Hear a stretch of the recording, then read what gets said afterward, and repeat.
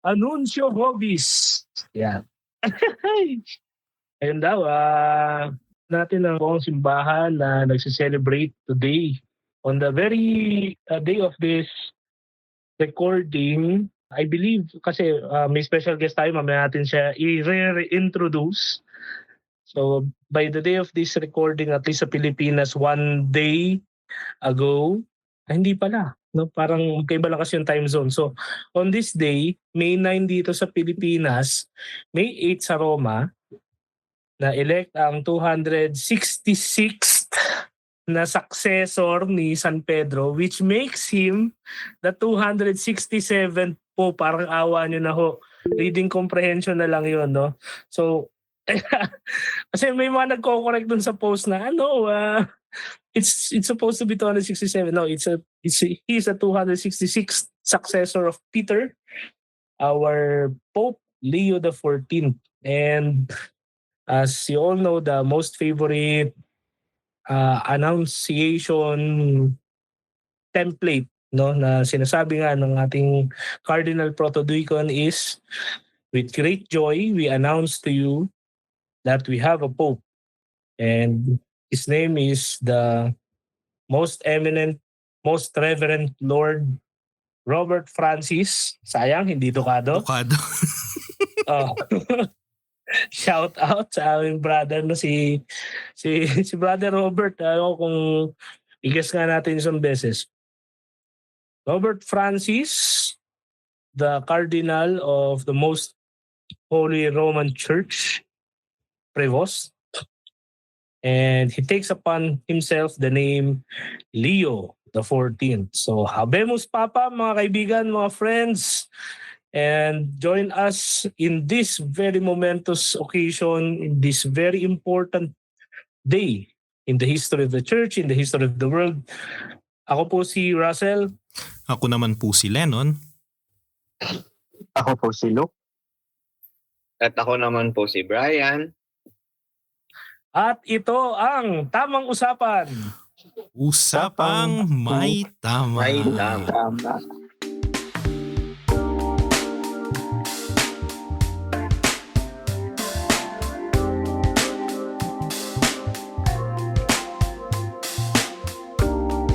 Okay, meron tayong meron tayong special correspondent na nasa Roma. Yes. Ay, oo. Para lang tayong EWTN, di ba? Okay po. Welcome po, Bishop back. Baron. Ay, hindi pala. Magiging bishop to. Welcome back, Brian. Salamat sa isa pang If you remember, this is only two more episodes pa with you. If you all remember, friends, si Brian, yung ating special guest, by the time na sila ay nag-visit kay Father Lennon, back then, seminarista pa si Lennon sa Spain. So sila ay mga residente na ngayon ng Roma, and apparently mukha ng Romano si Brian, no? Parang Roman cat. Roman cat. So sila po ay mga estudyante, and let's pray for them. Hopefully, napipinto na rin ang kanilang ordination to the sacred orders of deacon and priests. So si Brian nga yung isa sa ating guests on sacred art, church culture. Hindi, Italian si Brian culture, natang Italian culture. Sinong Giro mang sa arte? Hindi ako nagkakamali. Ako nga pala, no? Sa Sorry. travels yun si Brian. Hindi ako nagkakamali. Oo, tama. Sa mga mga important sites and yung mga histories behind them. So sa mga tama pala. Yeah. And ngayon, dahil siya ang ating correspondent tanim. Special. siya ang ating tanim sa Roma. And napakapalad nga rin natin na meron tayong kaibigan na nasa Rome. And siya sa ating mga nagre-record ngayon sa podcast na to, sa episode na to, siya lang ang may first-hand experience ng mga naganap sa Roma. Sana all may experience na. So, take it away. Father Lennon, paano ba natin... Wala akong experience, pre. Ako rin. Ay, wala I mean, sa, Ikaw, di ba marami ka na? sino? Si Russel. Ano bang experience yun? Hindi, sa Ayan, Roma. yan. Nakaisa pa lang ako sa Roma, syempre. Syempre, ikaw, Brian, how was it nung, paano ninyo isinabuhay yung time nung paglabas nung White Smoke, nung Ang lalim naman. Sinabuhay agad. Sinabuhay. Hindi ko kasi alam yung paano itagalog Parang, yung... parang interview ng sa TV station. Oo, kasi nga EWTN nga kasi to. Paano yung experience, Bri? Nasaan ka nung White Smoke? Tapos I can imagine na nagkampana, no? Kasi dito, nalaman ko lang din sa kampana ng mga madre na kapitbahay namin. Una sa lahat, maraming salamat sa invitation na makiisa sa podcast na ito. Nais kong ibahagi ang aking karanasan, ang aking experience sa naganap na Habemus Papam, ang ating inang simbahan. Sa experience na yun, masasabi kong Providence una sa lahat. Kasi kasi hindi ako nagising ng maaga nung araw na yun. Diba sabi So, sa hindi inyo may ako- tulong talaga yung pagtulog ng mahaba. So, Same. Actually, nabalitaan ko rin na may pope na papasok na ako sa trabaho eh. So, yeah. Hindi ko na nasubaybayan. So, ang sabi ko, sige mamayang hapon na lang ako sisimba. Dito sa Roma, alam naman natin, tabi-tabi yung mga simbahan, so mamimili ka na lang kung anong sisimbahan mo. So ngayon, sabi ko doon na lang ako sisimba sa paborito kong simbahan. Tapos Saan ba yan? Saan yung paborito mong sinisimbahan? ang title ng simbahan ay Chiesa di Santa Maria dei Miracoli.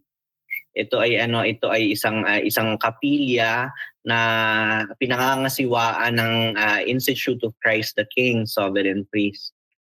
Ay, So, tradisyonalista ka pala. So galit ka Ngayon, pala kay Pope Francis. Ala. Nagagalit si Ambo.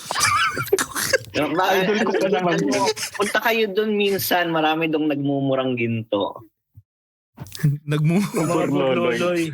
Mga burloloy. Maraming gurloloy doon. So nagti-TLM ka nung hapon na yon, nagsimba ka ng TLM. Nagsimba ako. Tapos ngayon yung sa part ng ablution o habang yung pagkatapos ng komunyon ng mga mananampalataya, narinig ko na kumakampana ang ibang simbahan. Tapos sa labas ng simbahan yung tuloy-tuloy yung busina ng mga sasakyan. So may pakiramdam na ako, sabi ko baka nga na-elect na, may na-elect na Santo Papa. Pero I was expecting na Friday pa. Kasi alam naman natin na halimbawa sa mga pagboto na ganito katulad ng sa Conclave. simbahan, karaniwan na ang una't ikalawang pagboto, parang kung sa in theory nagpapakiramdaman pa yan. So kung sa Biyernes pa yan, paglabas ko ng simbahan pagkatapos ng misa, may chat na ako natanggap, Habemus Papam. Hindi na ako nag-atubili pa, tumakbo na ako papunta ng St. Peter's. Tapos Kasi malapit lang yun, di ba? Yung simbahan ng ICKSP sa St. Peter's. Malapit lang. Ganun po kalapit ang TLM sa St. Peter's. Right under the nose of Francis. Pero sa side pa rin. Sa tapat ng ng St. Angelo ng Castel San Angelo. Ba, Bri? Di ba doon mo tinuro? Ayun yung kanilang basilica na under renovation. Kaya ngayon sila ay nakikigamit ng chapel. Pero hindi parokya kasi bawal nang mag-TLM sa parokya. Hindi, dalawa ngayon ang simbahan ng Christ the King. At dalawang TLM sa Roma. So kung ang TLM sa Roma ay 1, 2, 3. Kung kasi isasama natin yung irregular, bali 4. Ang Irregular irregular. meaning Pangalanan na natin Priestly Fraternity of St. Pius X. So nandun si Bishop LA nagre-residence. Sila meron lang silang tuklong. Tuklong. Yung ba ang Tagalog ng chapel, tuklong. Di ba kapilya? Bakit tuklong? Sa iglesia kapila yun eh. So, So tumakbo ka papunta ng Roma.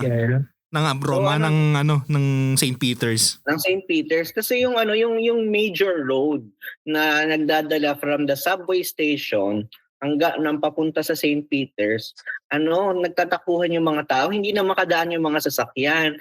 So yung mga traffic enforcer, parang alam mo yung nagnangangamba sila na baka mag-stampede na kami doon na kumalma kayong lahat. Kumalma kayong lahat. Tapos pero hindi tuloy-tuloy. Tuloy-tuloy hanggang sa makarating sa pila para makapasok sa St. Peter's Square. Ganun pa rin. So, mahigpit ang seguridad. Dadaan ka pa rin sa metal detector.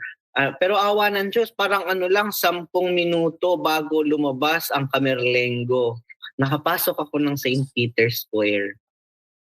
So, kaya tapos nung nahawi yung kurtina. Oo.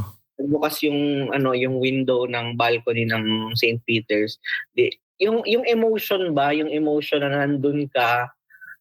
Tapos nagtataka ako dun sa mga kasama namin, yung mga nakasama ko dun sa square kasi mga nagbi-video sila ganun. Sabi ko pa, bakit ba hindi na lang yung i-live out? Namnamin lang yung moment, yeah. Tapos yung first, na marinig mo personally yung Anunsio Vobis Gaudium Magnum. Tapos kaya lang syempre yung parang sa concert pag nagsisigawan yung mga tao, sandali lang hindi ko marinig. So ayun. Nagsisigawan na kahit nung announcement. Paano nung in-announce yung pangalan? Kasi at least sa TV, nasa TV ako nanonood eh. Feeling ko parang hindi nila muna nag-gets, hindi nila alam kung sino eh. Nung sinabi Robertum, Franciscum, parang, Tapos tahimik yung tao. So, parang may ganun ako impression din. Yeah. Yung Cardinal Carmelengo, di ba pansin niyo, parang wala ring feeling. Walang feeling. Si Ma'am Bertie. Walang feeling yung pag-a-announce. Merong may sa Philippine media, merong sabi-sabi.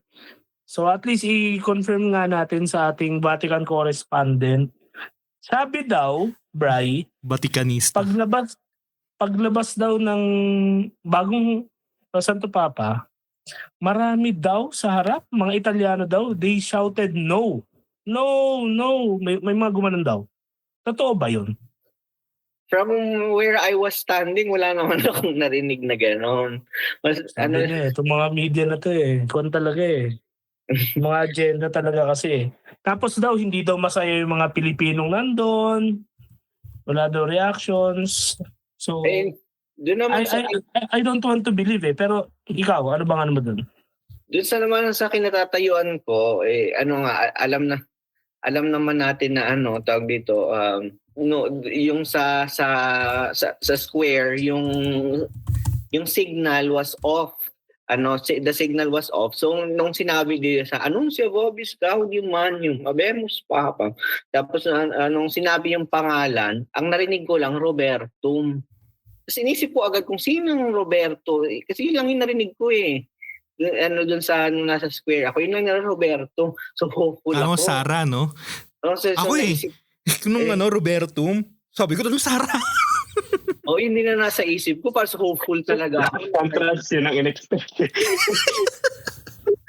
Grabe, no? Tapos paglabas niya, instead na Felix Roman, parang as I walk in the valley of the shadow of death. Papa Americano. So nung lumabas ang Santo Papa, talagang dun mo wala talagang sense yung sa mga news agency na papabili. Doon mo talagang makikita na wala talagang makapagsasabi. So, wala siya sa papabili, no? Nasa mga third line, mga not in the first category.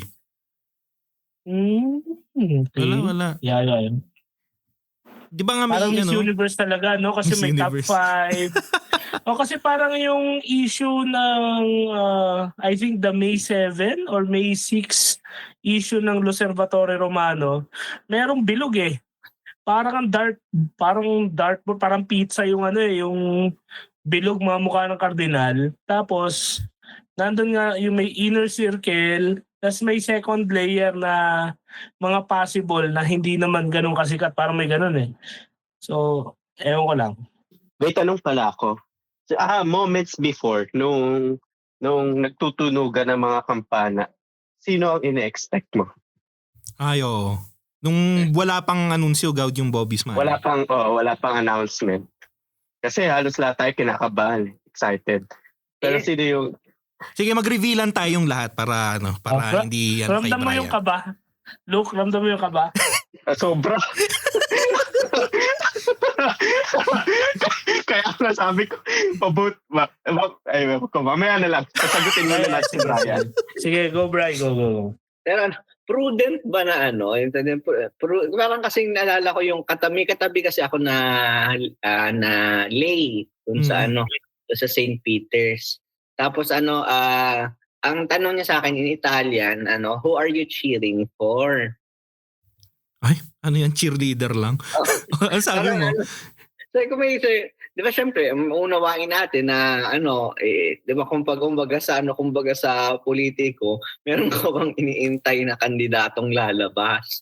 Parang ganoon. So, parang would you say na prudent ba na na sabihin natin na personally meron tayong nasa puso? Sige, linawin ko yung question. Sino yung gusto mo at saka sino yung ine-expect mo? Kasi yung expectation lang naman, I think mas prudent naman yun kasi very human naman yun eh. For example ako, meron akong gusto na sa sarili ko. Yun di ko na sasabihin. Kasi personally. May gusto siya. Meron pa rin. Hindi. Pero ang ina-expect ko, halimbawa, I was expecting someone na just like our Pope now, no, na moderate tapos will be bridging. So in a way compromise. Ang inisip ko talaga either, kasi ang daming giyera ngayon. So baka lumabas si Cardinal Pizzaballa, yung Latin Patriarch ng Jerusalem, no? Or ay si Peter Erdo ng Hungary. Yun ang nasa isip ko, na expectation ko. Iba yung gusto ko. Iba yung So hindi ko yung sasabihin. Ikaw, Brian, ano yung expectations lang naman yun? Very human lang naman. Sige, yung na lang, in expectation. Yun na lang sasagutin ko. Sige, go. So, I was really thinking of Peter Erdo. Erdo din, no? Yes. Although, before ng conclave, grabe ang sa kanya ng media, no? Talagang tinira siya ng tinira kasi conservative daw eh. Anyways, yun ang expectation pala ni Brian. So si Cardinal Erdo. Kayo? Ako wala akong wala akong expectation eh. Kasi alam niyo naman yung aking background, yung aking current na work. So being involved with Ano ba yan? Play safe? Oo Hindi, nga. ibig ko sabihin, being involved with Showbiz. sige. Hindi, ang ibig ko sabihin, Dami mo sinabi kanina sa chat natin.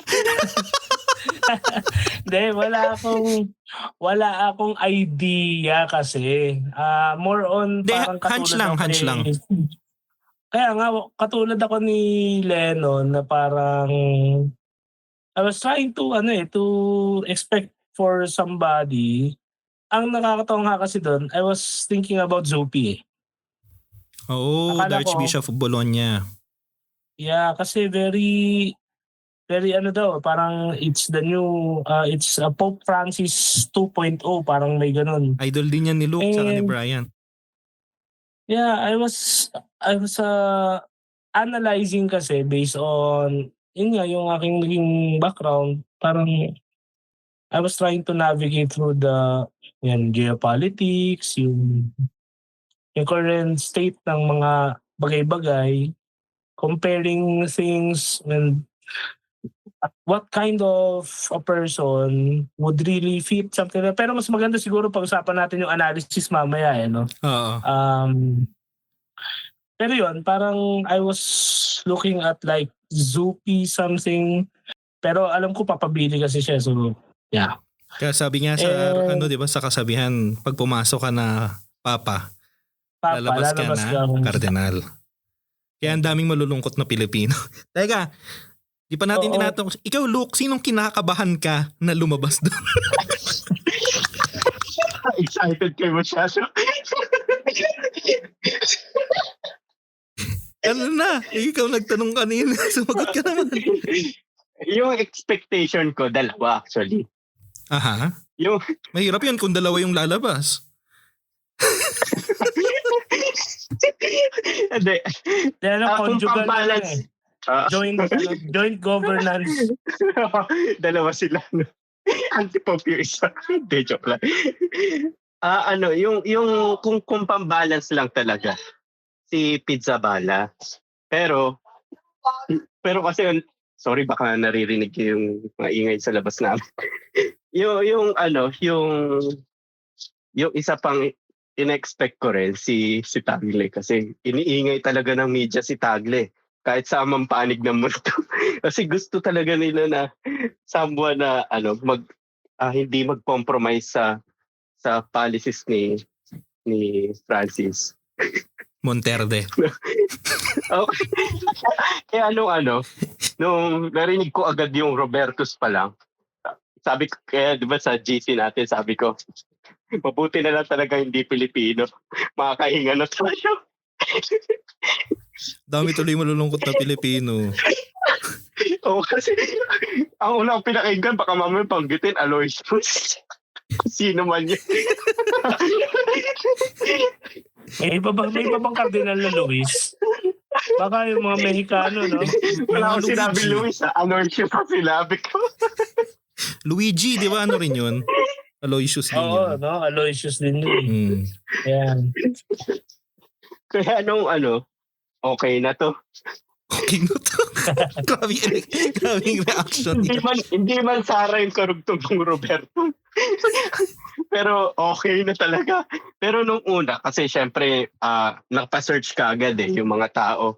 Sino ba yung si Prevost. Pero sige, mamaya na lang yon yung analysis. Sa analysis, yung ating initial reactions. Dito muna tayo sa interview natin kay Brian sa kanyang Pero balik tayo experience. sa kwento ni Brian. So, yun nga, Bri, lumabas na si Pope Leon pala, si Pope Leon. Leone sa kanila kasi Italian Leone. Si Papa Leone.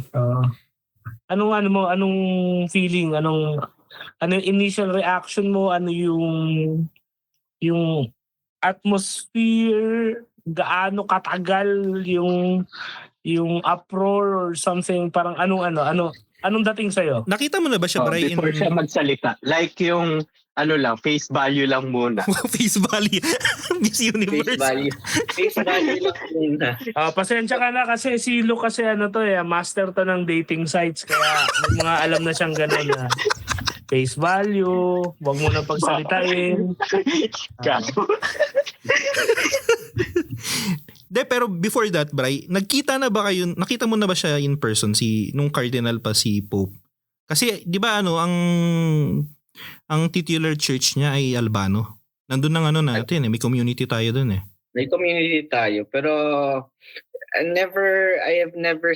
baka nakita ko na siya during the time na yung nag-serve kayo sa mga time na nag-serve ako sa Santo Papa kay Pope Francis and pero yun nga kaya nung paglabas niya sa balcony una muna syempre yung emotion na nandun kayo sa St. Peter's Square very very moving na yung isang a piece of history nandun pa.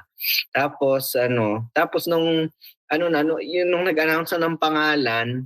So ang narinig ko lang yun nga Robertus, tas no na Quisi binoming imposuit na Leo XIV. So yun lang yung alam ko. Tas since nga dahil nga patay yung yung connections siguro for security reasons hindi tawag dito hindi kayo maka-search. Hindi kami maka-search kung sino bang cardinal ang Roberto. Kasi ang alam kong Roberto, isa lang. Oo, na tapos hindi ko alam kung dapat na ba akong tumambling nung oras na yun. Tapos, so, yun yung nung lumabas ang Santo Papa, siyempre, ang unang reaction is, hindi ko nga siya kilala. Hindi ko siya kilala. Tapos, siyempre, little by little, nag-sink in sa akin na providence na hindi pa babayaan ng Diyos ang kanyang simbahan. So kung sino man itong inelect, we will give our oath of fidelity. Yun ang aking happy thought. And then after, Bri, nung pagtapos na ng so bumalik na ang Santo Papa, no? So I can imagine na mabilis lang yon yung ang bilis. Tawag dito parang hindi ko nga napansin na sabi nila daw 9 minutes daw yung discourse na yung discourse ng Santo Papa. La Pacesia con tutti boy. Oo, yun. So tapos nung pagkatas ng blessing, may meron pa nga nag-aabang kung ibababa ba to si iikot. Ay, talaga? Oo. So, feeling ko hindi. Parang wala namang sasakyang nakaantabay dun sa baba.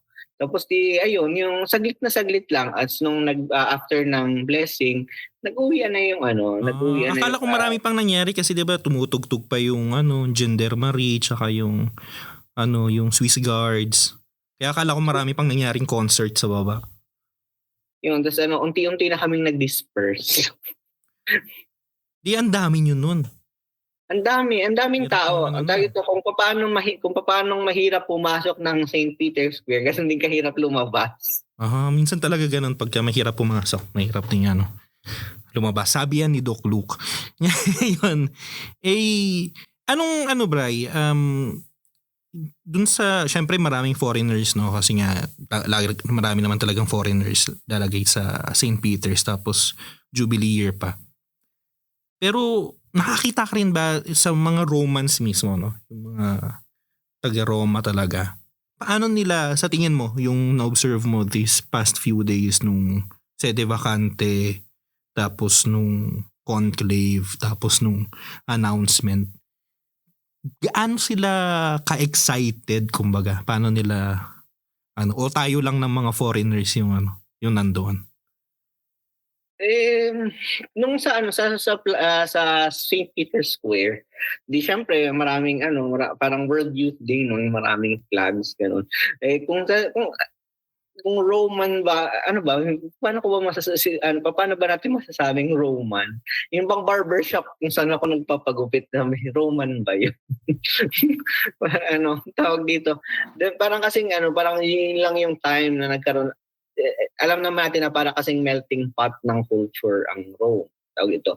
Because of tourists, students, yun. So parang makaka-encounter ka lang ng mga ng local people sa yun nga dito sa mga gantong klaseng lugar katulad ng barbershop. Tapos yun nga nung parang few days before the conclave, yun nga I heard people na they are hoping, hindi ba hoping, parang yung pakiramdam nila na kung sino yung kung sinong maaaring umupo, sinong nasusunod na Santo Papa. And then you will hear people, I heard someone in the barbershop na yun nga, may yung na isa sa mga names. Gusto nila Italiano, parang ganon. Indirectly sa mga names na narinig ko galing dun sa tao roon, edi yun. Kasi na rin ilang taon na hindi Italian ang Papa We have 3 popes ngayon, 4th na. And those 4 popes, ewan ko sa inyo, pero ako sa buhay ko, yung 4 na Santo Papa na yun, hindi Italiano. Sa buhay ko yun, naka-4 na ako. Yun ibig sabihin. Siguro naman tayong 4 na naririto ngayon is yung nabuhay tayo sa panahon nitong 4 na Santo Papa na kahit sila yung tinatawag na primate of Italy, tama ba? Primate of Italy, hindi sila Italian. Tanungin natin yung special guest natin, si Chief Presidential Legal Advisor Enrile. Nakailang pope na po? 9 popes. Nakailang pope na po ba kayo, sir? Ano ata pa siya eh? Pius the 11th? 11th, yeah. Grabe. Abay, reaction mo dun sa gumamit siya ng medyo, yan. Hindi naman, not so medieval, pero medyo old na name. Compare sa mga bago. Yung paglabas nung Leo the 13th. Bakit? Nung Leo the sinabing 13th, Leon nung Leo, anong impact or may dating ba sa'yo or meron kang agad na reaction or what? Ikaw. Or may assumption ka sa magiging papacy niya or style? Ayun nga. So, sa announcement is yung narinig ko nga Roberto, narinig ko nga na Leo the 14th, yung Leo the 14th ang name na kukunin. So, ang una kong iniisip, sino yung preceding? So it was Leo the 13th. So I was thinking of the accomplishment ni Pope Leo the 13th kasi most likely yun yung magdadala ng kumbaga parang yun yung unang first impression ng magiging papacy. So yung historical aspect lang yung aking impression. Akala ko itatanong kung nung nakita kong lumabas na naka-PayPal. Yan ang susunod natin pag-uusapan. Yung face value kasi. Sa analysis natin yun eh. Nung paglabas. Basta nakasutana lang. Kasi para sa ibang tao that will be a very small detail pero para sa atin it's a big deal. Nung lumabas siya. Big deal yun eh. Na traditional garment siya, naka-mucheta, naka-pectoral cross, nakasuot niya yung estola ng four evangelists. So, sa ibang tao, yung ibang nag-raise ka agad ng kilay kasi raw, hindi kasi nag-set na ng president si Pope Francis na dapat nakasutana lang sila. Sabi ko, kung presidents lang. Tapos during Orbe, dinerecho na niya yung Decenda at Superboss. Manyat Sem. Hindi na yung amin na lang agad after ng ngayon ko nga lang din na-realize. Imagine, nagtaon din yun. So, sige, ganito. Ano yung reaction natin? Sige. Ako talaga, nasa TV ako Siyempre, hindi ko alam kayo, Bri, nung nandun kayo personal. Pero sa TV ako nanonood. Kinakabahan ako, di ba, in-announce na. Tapos, alam ko na galing siya ng Curia, ganyan. So, kinakabahan ako sa paglabas niya kung nakasutana lang siya. Kaya nakita ko siya na full vestments siya. Okay, yes. Parang ang gaanong paramdam ko. Hindi dahil sa ayoko nung style ni Pope Francis Pero more on dahil I just feel na we are going back to normality. Parang pangit pa rin pala nung meaning ko. Pero yung stability stability nung tawag dito. Ay, to, Bray. Sige nga. Once you go black. So kayo, anong nyo? Nung paglabas niya na nakaano siya? Sa ganyan ako nahuli kasi. Ako natuwa unlike you, hindi ako nakasubaybay. Ayot, may ginagawa ka nga pala during that time. Tulog ako nun. Kasi kala ko nagmamatins ka. Nakatulog na ako kasi nung una sumubaybay pa ako dun sa chimney. Hindi ko na nga nakita yung mga seagull dun Catholic sila kasi yung mga seagulls. Nag-aabang nga sila. Hindi mga yun, mga spies daw yun, mga drone daw talaga yun. Pero ba't may sisiw? May sisiw nga Paano siya nakarating doon? May mga nakadikit na recording. May jammer para mapalitan yung sinulat. Teka, wag natin bigyan ng idea yung mga Okay, Pilipino na nag-iisip. So yung papal attire. Oo. So anong ano niya nun? Nung paglabas niya na kompleto siya. Proper attire. Tawag dito, magandang sa akin, maganda yung impact sa akin. Kasi bilang isang estudyante ng canon law, I remember my professor in matrimony na tawag dito, these symbols that we have, they themselves are not the end, but it points us to something greater. So it points us to something greater. Kaya alam mo yung makita mo na ay tama ba Father Len yung well-vested Well-vested. Well-vested ang ating Holy Father. So yung yung tawag dito the mozzetta na which symbolize the temporal power of the Holy Father as the head of the Vatican State. Kasi raw kailangan daw yung tanggalin, Bray, kasi temporal power daw. Ganun ba dito? Kasi di ba pa rin naman siya? Sovereign pa rin naman siya ng isang state. Oo, tsaka tawag dito.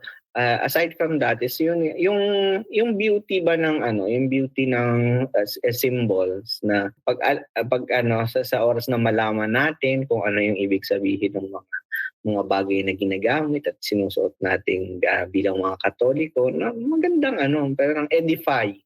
So, yung paggamit niya ng gold na cross tsaka ng singsing, hindi pala ibig sabihin nun masamang tao siya. Hindi.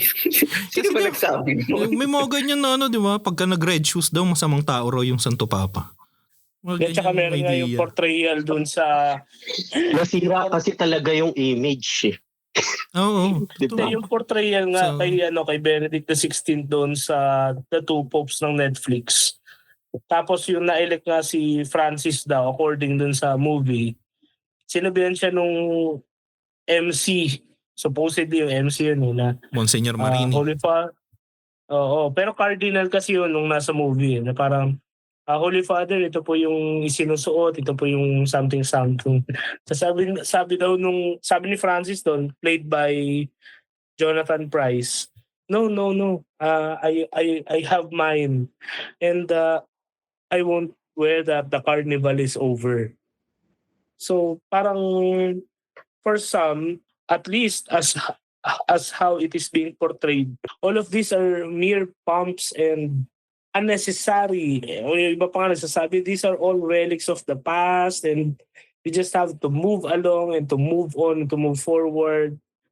And to what direction? Parang gano'n eh. Yun yung isang tanong doon In short, masyadong na-demonize yung image ng paggamit mo ng mga traditional papal garbs, no? Actually, ayoko tawagin siyang traditional or something. Kasi it's the rightful garb. I think yun yung mas tamang term, rightful. I mean, kasi ang point is, wala namang ibang susuot kasi nun eh. So, walang traditional. I mean, diba? Bakit hindi pa suot sa kanya? Saka ang akin dun, pre, yung act ng, kasi ang ngayon ang pinoportray sa atin ng media, pagka lumabas yung Santo Papa nang nakasuot siya ng mocheta, nakasuot siya ng pectoral cross, ginto yung kanyang fisherman's ring, parang hindi na siya humble kaagad, di ba?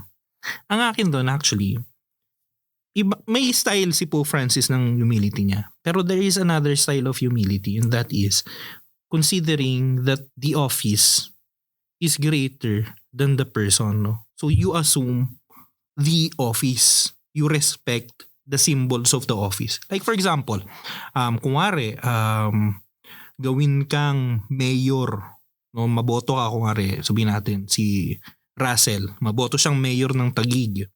He can say na ayoko dito sa office ng mayor kasi masyadong nasa pinakataas na floor. Doon ako sa baba, sa may reception, doon ako mag-office. Yun yung style niya ng humility. But also there is another style, and that is you assume that office on the highest floor because you are there not because of being Russell, but because you are the city mayor of Taguig. No? You are Yeah, occupying that not because it is your property, but rather because it is the property of the office, no? It's The like people, yung mga isa pang sinasabi nila, halimbawa, ay, ang gaganda ng inyong mga chalice, ang gaganda ng inyong mga vestments. Akin dyan, why do we use them? It is not for me. Oo, doon ako umiinom kasi pagka, nagmimisa ako. Pero hindi akin yun. It is God's, no? So, it is the liturgy. So, ginagamit ko yun kasi mayroong nandoon. Para sa akin, ito personal ko na to. Mas malaking aksaya yung magpapagawa ako ng bago, mas simple, mahal pa rin naman pero mas simple, kaysa yung gumamit ako ng luma na maganda, na magarbo, na burloloy. Di ba? Existing na. Oh. Ako, allow me na dugtungan yan. 2 points. Unahin ko doon sa mga chalice and yung mga gamit na ito. I think nabanggit din natin ito dun sa previous episode natin. All of these are ako personally, ang reaction ko nga, manghang-mangha ako kasi nagagawang ma-preserve ng sacristy ng Vatican yung mga gamit na ito na these are centuries old. We're talking about it survived so many wars, survived so many popes, so many events in history, and these things remained. Also, it reminded me of something that I learned from Father Mark Sese when we were younger. According daw sa universal patron of priests, si Saint John Vianney, although kokontra si Lennon kasi iba ang patron of priests ng Espanya, si Juan de Avila. Bukas ang pyesa dito. Oo, si Saint John of Avila. Sabi niya doon, poverty is applied to people, to persons, not to God. Kasi may mga nagtatanong na bakit ikaw, ang simple-simple ng sutana mo, sa according daw sa kwento, ang simple ng sutana niya, yung house kasak niya, tas ang simple ng bahay niya na tinitira niya as kura paroko, ang simple ng kama, ang simple ng everything, ng mga personal na gamit niya, mga personal effects niya. Pero bakit daw yung mga gamit sa liturgy ng parokya niya, ang gagarbo? And yun daw yung explanation ni St. John Vianney. Na no, poverty is for the person, for the people like me, for us. Pero everything that is best, we give it to God. Kasi it's the churches, it's the liturgy, it's meant to honor and to worship and adore God. It's not meant to entertain or to show that you're humble and you have this agenda of projecting yourself as humble. Actually, mas problematic pa nga yun False humility yun. Ako, hindi ko self-false pero akin problematic yun. Parang, humble ako kasi hindi ko to gagamitin. Although, libre ito and this has been here all this time. So magpapagawa ako ng something just to prove my point. So, and the second point there is nakalimutan ko na dahil na overwhelmed na ako dun sa Sige lang, alalahanin mo lang. Just like yung analogy niya as mayor of a town, about the office. Yeah, I think it's not about me. Ayun, naalala ko na. Yung isang Vatican II document, hindi ko alam kung part siya ng council document. Yung Presbyterorum Ordinis. Nakalagay doon, di ba, ano yung parang subtitle niya? Di ba? Presbyterorum Ordinis on the ministry and life of priests. May explanation yung rector namin nung college days namin. Sa Ateneo daw, for example, hopefully, dahil pontifical naman daw sila. Sabi daw doon, ang pag-translate ng official church document can be equivalent daw sa thesis ng master's or licentiate. Ewan ko kung yun ang standards din dyan sa Roma, sa Spain. No? Pero pag i-translate mo daw yun sa native language o sa vernacular, ano daw yung katumbas din daw ng isang thesis kasi you will have to defend it, you will have to secure imprimatur of those things. And even daw yung placing ng words, it's very important. So pinag-isipan daw talaga yung English translation nun. Kaya daw, it's on the ministry and life of priests. Why? Kasi daw, once a priest becomes a priest, mas mahalaga yung ministry niya kaysa sa life niya. Mas mahalaga, it takes precedence na yung ministry niya than his personal life. And I think it also applies to a person like of course, the Holy Father himself. No, kaya nga yung isang parang personal note ko lang din sa previous na discussion sa usapan conclave, hindi na siya Amerikano, hindi na siya Pilipino, hindi na siya Italiano kung siya maging Pope. He becomes Roman as the next man, as the next Mexican, as the next Italian, or the next Petrus Romanus. French. Oh, yeah, kasi he belongs to the church already. He can be identified as the next person. Like he's as Filipino as Mang Rodrigo halimbawa, who is in Manila or somewhere in Mindanao. Parang gano'n. Ayun, yun lang yung note ko doon. Kaya, well, kung sa tanong din, naluha talaga ako, naiyak ako nung nakita ko yung picture pa lang. Hinahanap ko agad yung video ng Anunsyo Bobis Kasi nga, tulog ako Si Jeff ang nagpuyat, si Utol. Tapos ang dami ko ng miss call. Sabi niya, gumising ka na, may santo papa na. Hindi ko na Tapos siya yung una nag-send nung chat. Kasi ang haba na nung GC natin na parang, ito na, may mga commentaries na. So mamaya ko ito babasahin pag nakaligo na ako at pumasok na sa office. So nakita ko, tapos yung pagbati niya na, di ba, very, very cordial and things. Naluha ako. Yeah. Ang isa ko kasing yun nga yung danger ba na yung danger na yung napag-uusapan natin ngayon is yung actually tinawag tong heresy as I remember tinawag tong heresy during that 20th century I think, antiquarianism. Na kapag ang iniisip, parang kasing ang iniisip ng mga tao na kapag mas ancient, mas authentic, na parang yung later developments, yung mga later developments ng isang bagay is parang binabaliwala. For example, halimbawa, siguro narinig na ninyo, 'di ba? Agree naman kayo na sa tayong apat dito na yung halimbawa na we are overwhelmed by the symbols kasi it points out to something. So ngayon halimbawa may marinig ka magsasabi, bakit si Saint Peter ba nagsuot ba ng singsing? Si Saint Peter ba nagsuot ba ng sotana? Si Saint Peter ba nagsuot ba ng tiara? Yung 'di ba nagpo-point out sila doon. Yun ang tinatawag na antiquarianism na tawag dito na porke wala doon, ang tawag dito, parang yung later development is i-disregard na natin. So yan yung mga tipong argument na hindi, yung TLM naman lang yan, 1500s lang naman yun May mas pa naman dyan. Yan kasi yung common na binabato sa atin. Actually, may nag-post nga na isang pare kanina lang.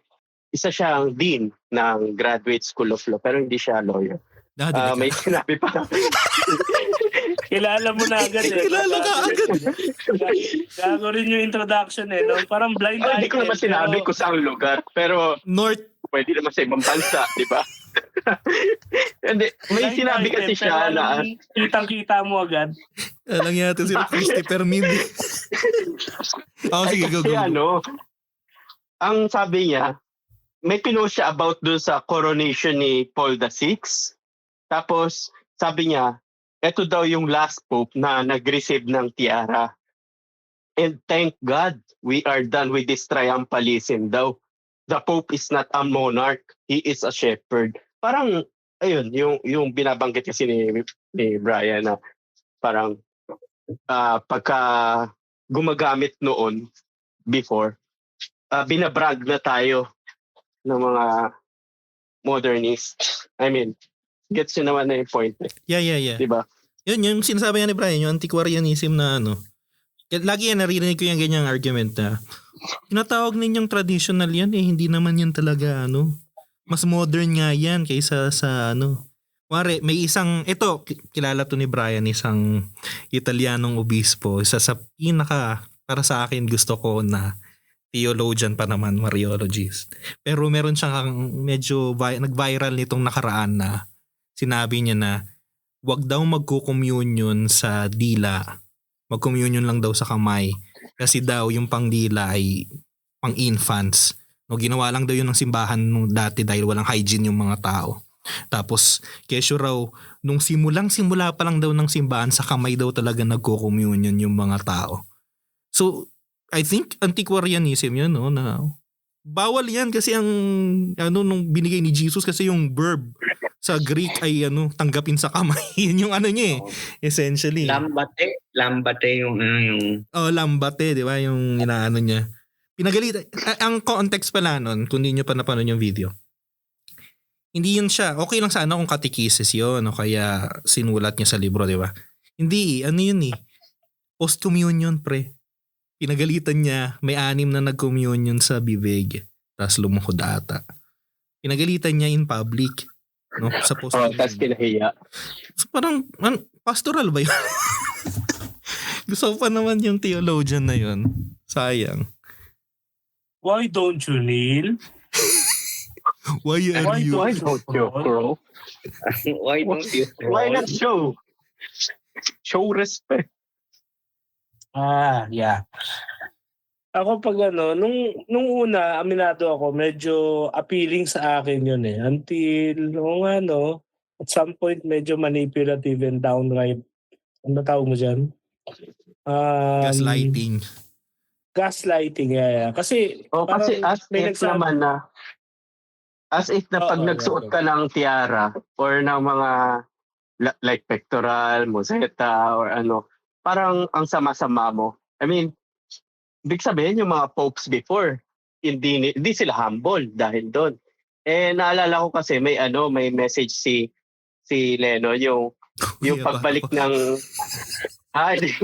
yung paghalik sa Sing-Sing kasi 'di ba hindi natin nabanggit sa last podcast. Yeah. Yeah. Ito masasabi ni Brian kasi nakapag yan si Brian eh. Marami mga pinagbabawal dati. Bawal humalik sa Sing-Sing. Hindi diba, dahil sa legal pretensions. Di ba, Bri, dati nung nag-serve kayo, pinagbawalan din kayong mag-praying hands? Yung 90 degrees. Balita ko yan. Totoo ba? Pwede ba natin sabihin yun dito? Oo naman. Tayo lang naman nakikinig dito. Hindi naman religious podcast to eh. Hindi, pero totoo ba yun? Kasi narinig ko yun na pinagbawal daw yung praying hands. Dapat daw nakaganto ka. First-hand experience. First-hand experience. Oo, di ba? Sabi ko sa inyo, pinagbawal yun eh. Habang nag-iintay, nakaganyan ako. Habang nakihintay, my hands were, naka-praying hands na tapos 90 degrees. Yung turo sa atin sa COA dati, di ba? Wala ka raw ginagawa. Diba? Nakaganyan ka dapat. Kailangan nakaganon. Tapos, hindi rin lang naman ako nakaganon. Yung kasama ko nakaganon din. Tapos, sino MC na nun, Bri? Si Marini pa rin ba o si Ravelli na? It's Monsignor Ravelli, but sabi nyo nga kanina, ang lagi nating prequel dito, ang panahon ng prequel, it was the style of that pontificate. Paglapit ng Holy Father, so sabi niya ang sabi niya in Italian, non con le mani colate, maumane, not with the glued hands, but human hands. So ganun yung sabi niya. So, hindi daw. Buti pala wala ako. Sabi sa'yo mismo? Yes. Si Pope nagsabi sa'yo nun? Yes. Jesus! Kaya Bri, dapat sinagot mo pala siya. Tao naman po ako. So, human hands naman for centuries. So, yun nga. Style nga yun. Anong magagawa? Pero, have you seen, di ba, nung funeral, nung misa ng conclave, tapos ito nung kanina, misa ng first mass ni Pope Leo XIV. Nakaganon na sila, no? Tapos, napagkikwentuhan lang naman natin. Yung katabi ko na server din, hindi siya marunong mag-Italian. di ba nag-i-explain yung nag-i-explain yung Holy Father na hindi nga daw nakaganon. Alam mo, kinuha yung kamay. Ano? Kinuha yung tapos? Pinaganon. Ni Pope mismo. As I remember. Wow. Mga living relics na pala kayo. At least, kasi di ba usually relics, mga nahawakan, mga ginamit eh. At least meron na nasigawan, na Pero I was really napagalitan. I was really surprised. Buti walang nabato na ashtray, no? Yung kauna-unahan ko palang yung kauna-unahan kong Serve. kauna-unahan kong serve sa Holy Father. Sabi, Easter pa naman yun. Di ba Easter yun? Easter Sunday. Alam talagang may note nung paparating na, walang luluhod. Sabi ng Master of Ceremonies, walang luluhod. Walang luluhod sa pagsalubong nyo sa kanya? Oo. Pagbati ninyo? Yeah. Kapag dumaan ng Santo Papa. Kasi di ba, ito pala, sa mga sa mga listeners natin, the normal or traditional if you want, na pagbati sa Santo Papa ay hahalik ka sa singsing. You can, while doing that, you can either magbabaw ka o mag-genuflect ka ng kaunti. No? So, that's just the normal. I-set natin yung context If there is any documentation for this practice, we go back to as early as 1200s with Francis of Assisi himself. Kung kanino pinangalan ni Francis yung pontificate niya, okay? Ito naman, ang kagandahan at the same time, ang problema sa simbahan ay a good holy person will introduce something, and it's because we are on a journey. The point is we are in a journey, really, literal. Kasi nga yung si Pedro nga ay mangingisda and ang simbahan ay ina-assimilate sa barko ni Pedro, so we are on a journey. So at every point in history, in every event, may mga key persons who will introduce something, and their life, their example, their practices were just so monumental that we find them as role models. One of these, revolutionarily speaking, was Francis of Assisi. At yung kanyang famous na kataga na kung meron ako mga kasalubong na anghel o pare, kanino ako luluhod? Kay Father. Hindi, pangit pala pakinggan sa ganun. Kanino ako luluhod? Sa pare. Why? Kasi the angel cannot consecrate the bread and wine and make it the body and blood of Christ, but the hand of a priest can. So literally, it has become a personal devotion of Francis. Kasi nga, isang heresy na nilabanan ni Francis, si Waldensianism na medyo gustong i-reduce yung dignity ng office ng priesthood. Ano lang siya, kasi trabaho lang, parang function lang. Yeah. And bukod pa doon, sabi nga niya, kasi nga si Peter Waldo ay isang mala Brother Peter or Brother Waldo na preacher na very charismatic. So, compared daw sa ordo ng priesthood, sa order ng priesthood, mas importante o mas meritorious yung charisma ng isang lay.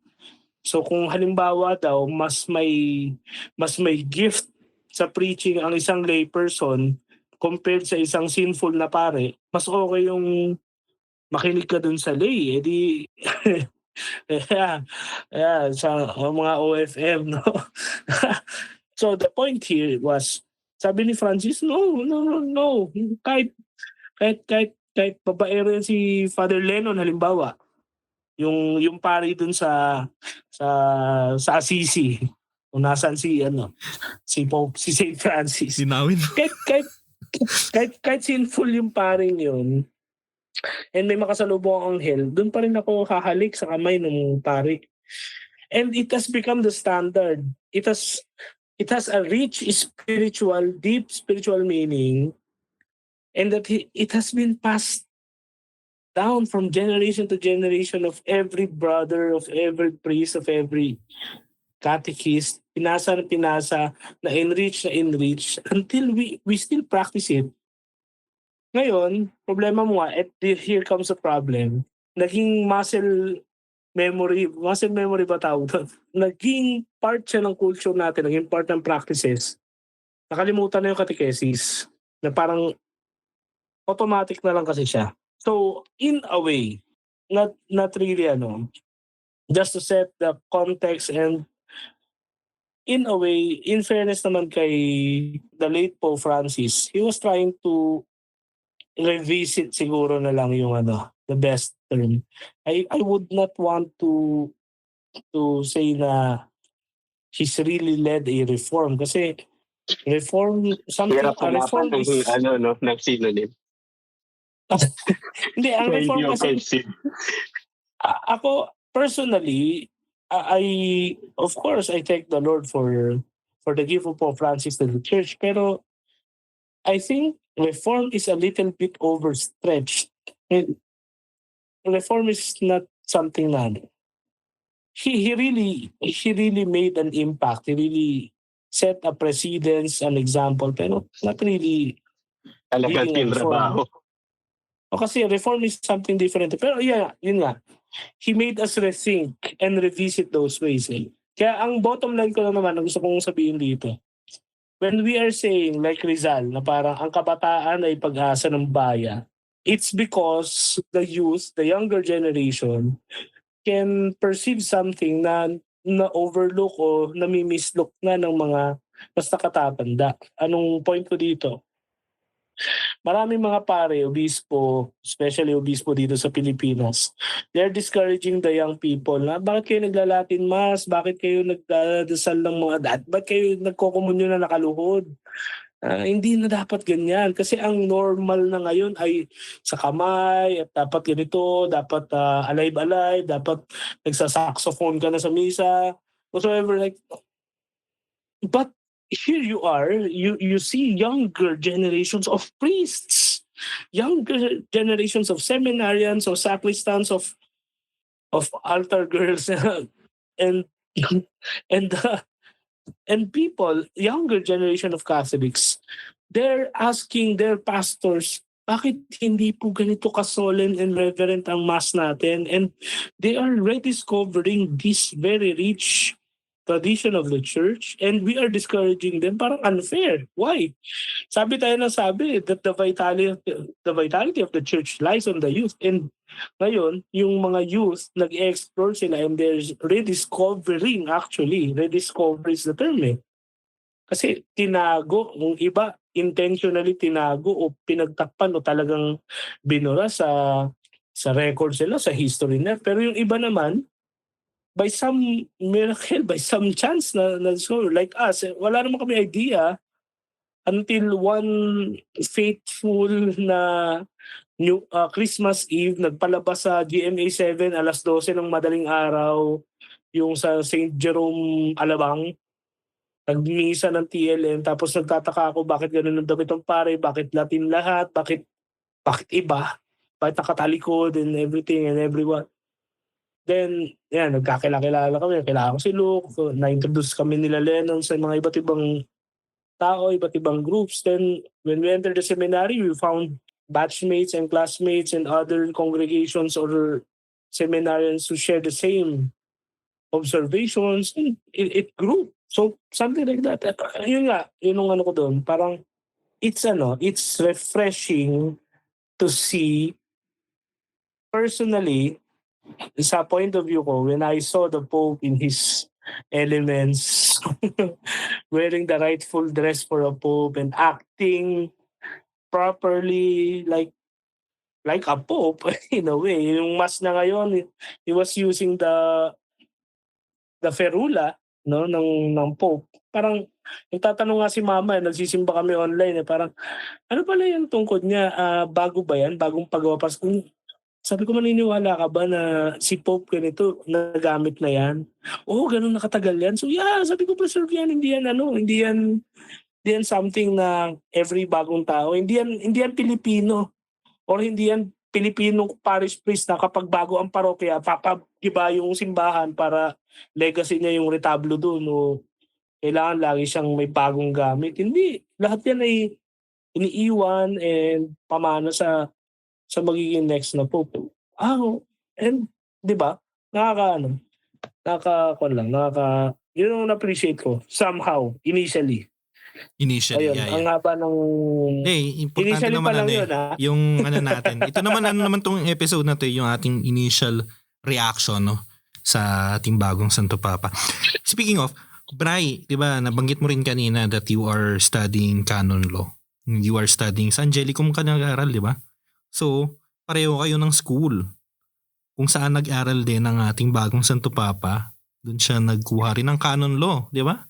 Sa Angelicum din siya. So, anong ninyo sa canon law circles, no? So, how do you receive? Kasi I think the last pope na canonista is Paul VI ba? Tama ba?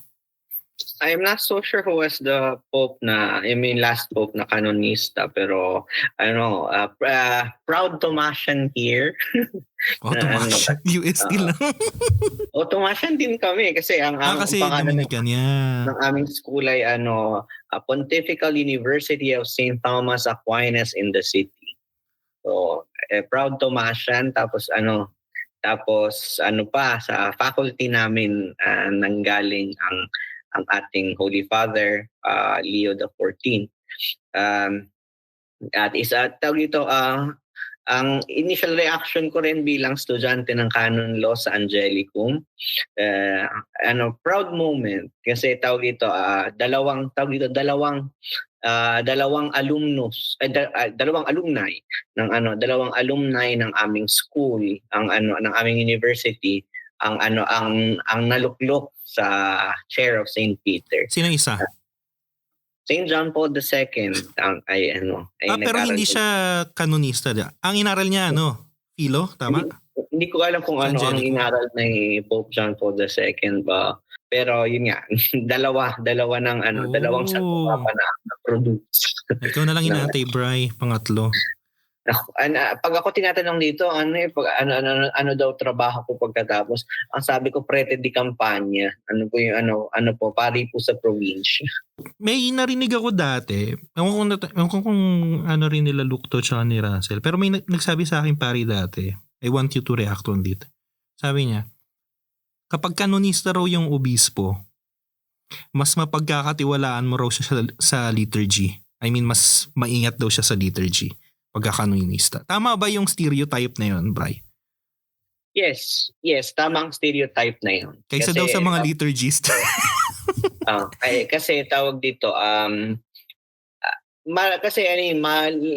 madalas ako bilang estudyante, madalas kong maririnig talagang ang tanong, laging laging magiging tanong is ang laging tanong sa paghimbawang may ginagawang proseso sa canon law, is this for the validity or this is for the licita in the Italian? Is this for the licity? Licity.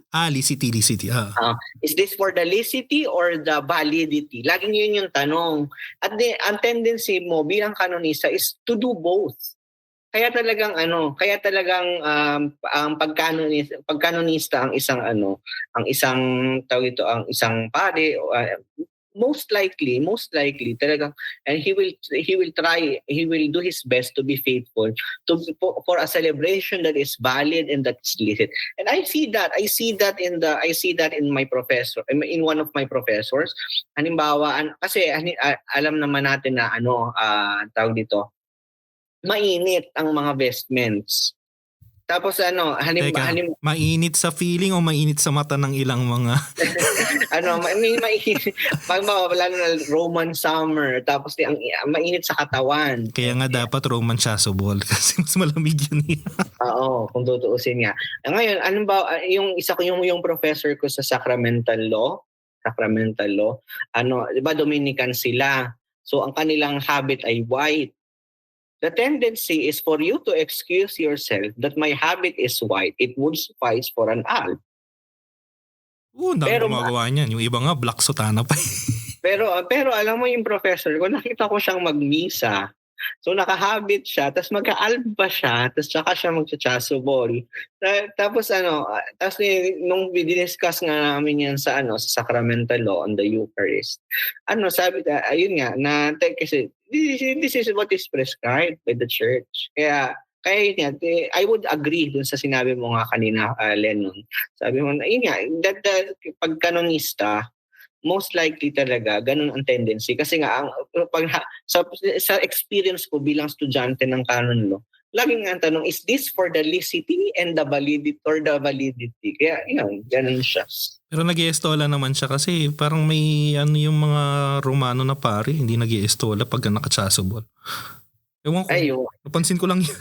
Parang kakaibang Anyways, ibang bagay na yun. Pero, well, mapansin din natin, no? At least, as early as now, di pa naman, we can have more time to observe our new Pope. Pero as early as now, no, sa kanyang celebrations, ng liturgical celebrations, we can see yung kanyang meticulousness, yung fidelity niya sa rubrics, sa hinihingi ng liturgy, no? So, I think that's also a good sign of, kasi para sa akin ito, personal reflection ko na to. Kasi 'di ba? Sabi nga dun sa katagaan sa Latin, lex orandi, lex credendi, 'di ba? So the law of the prayer, the law of prayer is the law of belief. So, kung paano ka magdasal, ganun ka rin maniniwala. Para sa akin, may karugtong pa dapat yun. Lex vivendi, the law of life. So, kung paano mo sineselebrate yung liturgy, kung paano, especially yung Eucharist, because yun ang, sabi nga sa Vatican II, the font and summit of Christian life. Kung paano mo yun sineselebrate, nakaka-apekto yun sa pananampalataya mo, kung paano ka naniniwala. At kung paano ka naniniwala, nakaka-apekto rin yun sa paano ka nabubuhay, paano mo sinasabuhay yung pananampalataya na yun. Halimbawa, sa aming mga pare, sa aming mga religious, that will translate in our apostolate. That will translate dun sa araw-araw naming pamumuhay, paano namin ikinukommunicate si Kristo. So, kung sloppy ka na sa liturgy, sa Eucharist, no? So you think about it as something extra lang. Yung mismong faith mo rin, yung tawag dito, yung mismong faith mo rin maging shaky. Tapos ayan na, gagawa ka. Yung apostolate mo pwedeng maging pakitang tao na lang, maging showmanship na lang sa media, pakita ka ng kung ano-anong mga memorabilia. So wala, ko lang yun, realization ko yun. So what I'm saying is that I'm really happy seeing our new Pope, no, na very meticulous, very faithful sa liturgy. Kasi sa liturgy yung unang ang una nating makikita ng kanyang, yung program niya, ng kanyang pontificate, I think, na malalaman pa natin yan. Siguro sa first niyang encyclical. Pero meron na tayo kaagad may mga similia na. Di ba? Ano bang English ng similia? Roots, seeds. Sperm? Pareho. Latin na yun, pre. Di ba yung may seeds na. So may nakikita na tayo sa the way he celebrates the Eucharist, no? Kung paano rin yung magiging magisterium niya, paano yung pontificate. I think at least meron na tayong idea, no? So yun lang, ko lang yun. Chokar ko lang yun na realizations kumbaga dito sa ating yung bagong pontificate. I am very positive, optimistic. No? Yun, balikan ko yung kanina. When the name was announced, Leo the 14th, ito, hindi to walang halong biro to. Diba nung isang araw nag-uusap-usap tayo sa group chat, no? Yung mga pangalan ng mga Santo Papa, diba? Anong pangalan sa tingin mo yung iti-take ng susunod Santo Papa? Tapos kung ikaw maging Santo Papa, anong pangalan mo? Tapos tatandaan ko, nabanggit ni Russell, Leo. Tapos, nasa isip ko na simula noon na magandang maging Leo. Kasi the last one was Leo the 13th. No? Alam natin yung kanyang importance sa especially sa Catholic social teaching. But also, it's a good way na hindi ka, kasi di ba sinasabi ng media, dapat daw maging Francis II. Sabi ko masyado mong ina-identify, parang hindi maganda na masyado mong i-identify yung sarili mo dun sa immediate predecessor mo. Hindi rin maganda na maglagay ka na Paul the 7th, John the 24th, Benedict the 17th, John Paul the 3rd. Masyado ka rin ma-identify sa isang part ng simbahan, no? So, parang ang ganda lang nung Leo yung pinili niya na he is actually saying na, no, I have my own. Let me show it to you. No? Huwag niyo akong i-compare sa aking mga predecessor, especially sa kanyang immediate predecessor na si Pope Francis. No? He has his own style and we can expect na that style, the magisterium that we can expect is inspired, not really mirror, no? Pero inspired nung kanyang yung last one, no? The Leo the 13th. Pero ito rin, sinabi ni Russell, the Leos in history were always defenders of the faith, defenders of the church. From Leo the Great, no? Na hinarap niya sa tila dahan nung sasakupin dapat nila yung Roma, atakin nila yung Roma. Lumabas siya doon, di ba? Meron lang siyang krus na dala. O siya yung humarang doon sa army. So, the Leos have always been, defenders of the church, defenders of the faith. So, that's a message, that's a strong message. Yun yung reaction ko nung yung pangalan niya na Leo. O sige, ako naman magmo-moderate dahil nauna si Leno. Ano bang tanong natin? Yung analysis na to, no? Analysis na to. Yung ninyo na. Yung reactions na ninyo nung Yeah. Si Bryce siguro yung ihuli natin. Look, sa perspective na, well, both of us, nauna si Luke na magstay outside the seminary for quite some time. So as a lay person, as someone who adheres to but also honors the Novus Ordo, pero you adhere to TLM with your current church experience right now, how do you analyze, how do you see this pontificate of Leo the 14th? Kunwari journalist, kunwari matinong magtanong. Sige Luke, banat. Hindi, kasi sa akin, nung unang paglabas niya, tapos ganun yung parang image niya, ang naging initial reaction ko doon, parang breath of fresh air. Kasi parang bumabalik yung dati. Tapos ang naging aura kasi niya, unang tingin ko, John Paul II agad. Hindi ko siya ma-identify na Benedict XVI dahil sa suot or Francis dahil nga malayo, di ba? Pero ang naging aura agad is John Paul II. So, pero nung nabanggit din yung pangalan, so agad din akong nagtingin-tingin kung ano ba yung yung identity niya. Like, yung sa mga criterions na like moral doctrine, liturgy, socio-political, yung mga stand niya, relationship niya with the predecessor, tapos kung ano sa mga dialogue, communication, and yung overall na tendency. Yun, yung parang may sinend akong parang infographic, not infographic, but yung parang analysis kung ano yung stand niya. Tapos sabi rin is progressive centrist siya. So dun pa lang medyo okay na kasi kahit papaano hindi wala sa extremities. No, kasi yun naman yung gusto natin na medyo balance.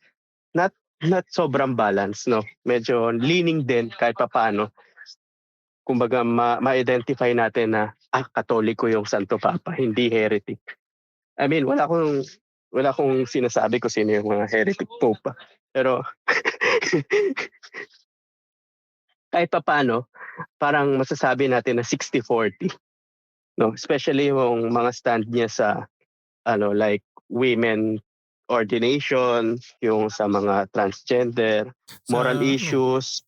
Sa TLM, yung restrictions, famous, sa restrictions, yung liturgy. Hindi to substantiated pero sabi, sa diocese daw niya, nung siya ay diocesan bishop pa, hindi raw niya in-apply na strictly yung restrictions ng TC, ng Traditiones Custodia. Traditiones.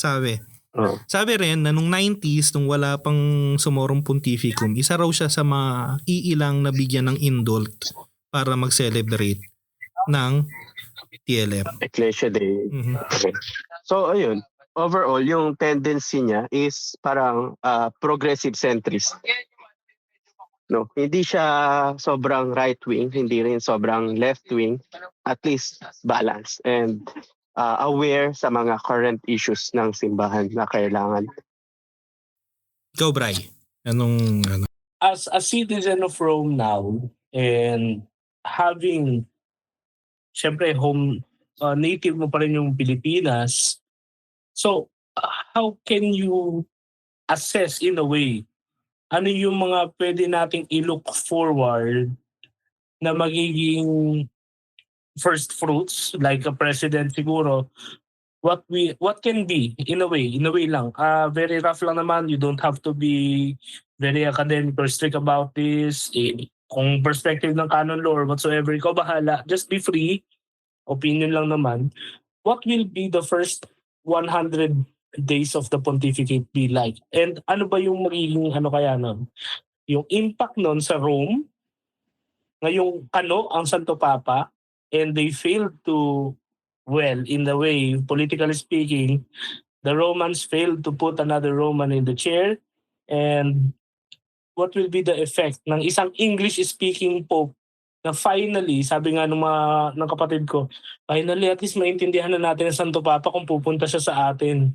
Hindi yung parang, di ba, I mean, props to Pope Francis naman, nagdala naman siya ng assistant, so mag-i-Espanyol siya, may magta-translate, so pero this time at least, kung pupunta siya, at least pwede siya mag-English and mas maintindihan natin siya. So, ikaw, anong magiging assessment mo doon and how you view these, ito nga, yung ko-correlate mo dun sa mga nakita natin, yung Mozeta, the Ferula, the externals, then we have these analysis na progressive centrist siya, but when it comes to doctrine, as very, very much the way I see it, the very, very much manifest sa kanyang unang homily as Pope, is very Christological yung approach sa doon, and at the same time, naka yung social niya doon yung parang social advocacy niya, yung social teaching niya as the new Pope, yung magiging advocacy. Ikaw, Bri, ano yung mo doon? My hopes are high. My hopes are high sa pontificate na ito.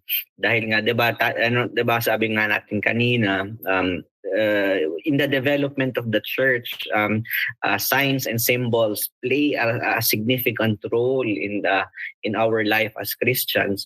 And seeing na in order tawag ito yung ating bagong Santo Papa, I have high hopes na that he will affirm what we believe. He will proclaim what we believe. Yun nga, doon pa lang sa first discourse niya na he was mentioning Christ. This is what we must proclaim. Ayun, talagang I really have high hopes, and I am very optimistic about this pontificate. And aside from that, I am also happy. I mean, yung impression ng after reading and hearing about the predecessor of Holy Memory, Leo the 13th. Nandun yung yung turo nga sa akin yung turo sa amin ng professor namin sa liturgy, sa theology. Sabi niya, sa pagmimisa natin kukunin lahat ng lakas na gagamitin natin para tugunan ang pangangailangan ng mundo. So tama nga yung sinabi ninyo na liturgically on discipline nakita na natin and nakita na natin yung kanyang personality doon sa aspect na yun, and our hope na he will bring it to the social sphere, yung nakatulad ng ginawa ni Pope Leo the 13th of blessed memory. Ayun. Yun, nakapagano na tayo ating initial reactions. Thank you. Thank you sa natin. Ito, ano na lang, to anyone can comment, just to integrate this, of course, kasi tamang usapan ito, and of course, mga very Filipino in a sense naman yung setup natin. Kanina, nag-usap kami sa group chat ni Father Lennon. May mga nabanggit siya importanteng points na sa tingin ko magandang ma-include dito, no? He said, no, kasi sa kanya naman, brainchild na ito. It's a welcome development in a sense. Like you all, I also share with your very high optimism and very hopeful ako sa pontificate na to. Ewan ko, naluha ako dito. Hindi siguro dahil tumatanda na ako. Pero iba yung impact nitong election and yung unang mass niya. Very impactful sa akin on a personal level. Pero yun nga, we're talking about the church has entered already a period or a point of no return when it comes to tradition and progress. Meaning to say, we have really entered the social sphere, social advocacy, social justice, and Leo the 13th has already foreseen this. Hence, the monumental social encyclical titled Rerum Novarum or on the new things, Rerum Novarum, di ba? And it was in the height of the Industrial Revolution, then the emergence, no, yung rise ng Marxism, no. Ito yung time na yun eh. No, ito yung time na yun. Then the people are getting more and more anxious by the time, very disturbed na yung society, not only Europe, but across the countries. You have states fighting for their self-determination. Mayroon ng isang professor ng UP, he correlated eh. It was Leo the 13th's reign or pontificate when the Gumbursa were there fighting for the mga ganong period daw yun, yung the secularization of the clergy of the Philippines. So, the self-determination, the dignity and rights of the dignity of work, no, the manner of work, and the dignity of workers. Then the condemnation of communism as an ideology, as a political system that won't really work at all in a society that is already rich in Christian doctrine, which is humane, which is for genuine justice, peace, and integrity of creation, as we are calling it right now. We have this eh. Then we have Leo the 14th. So, nabanggit nga ni Father Lennon noon, we are entering with the rise of AI, and kahit ganito naka-modern in a way ang society natin, still undercompensated pa rin, underappreciated pa rin, overworked pa rin ang workers, and diba? Despite the equipment, despite the technological advancements. So, with this, we're looking at Leo the 14th, who will be really working at these crucial issues. Tapos nga nabanggit nga during itong live interview nila Cardinal Tagle, isang significant na topic daw sa general congregations is yung paglalagay ng human face sa migrants. Kasi nga, we are always talking about meron tayong Migrant Sunday every year. Pero less is really being done for the welfare, for the dignity of migrants. Like, people are really supposed to be peaceful and free to migrate for the betterment of their quality of life and the life of their families and loved ones. So parang ganon. And Cardinal or Bishop Prevost of Peru served for quite some time in Peru, and he has seen all these things. Lastly, my point is, as Filipinos ourselves, can we really say na when it comes to social justice, when it comes to social teachings of the church, when it comes to social issues, medyo center-left tayo. We really sympathize, we really identify ourselves with the plight of the poor, the marginalized, the migrants, women, children, the victims of wars and atrocities, the victims of injustices, indigenous peoples, and everyone.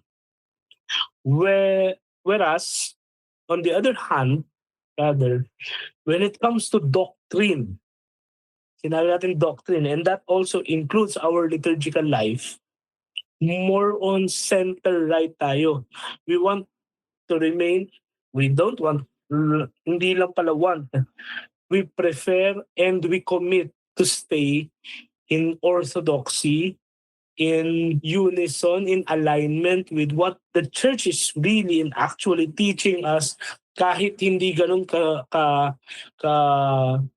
ka-elaborate yung pagkakaintindi natin, kahit hindi natin kabisado yung rubrics o yung theology behind it. Pero pag sinabi natin misa, si Kristo yan, pag sinabi...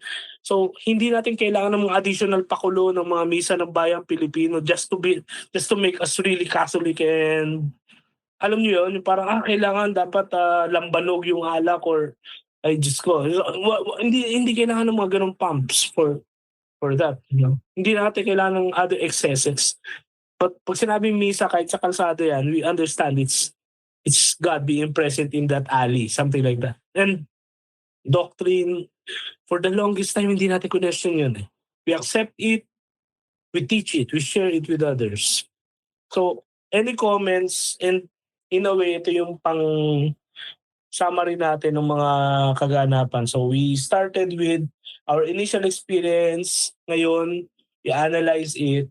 Now we are looking kung ano ba yung possible na ilulook forward natin, yung way ahead natin for this pontificate to really make this in a way, kahit paano in our little way, in our humble attempt, maging holistic yung approach natin dito. Any topic dun sa tatlo, dun sa Rerum Novarum Mano, dito sa social issues o dito sa Filipino values and kayo, anyone can, sabi ni Brian, pati ba naman dito may recitation pala.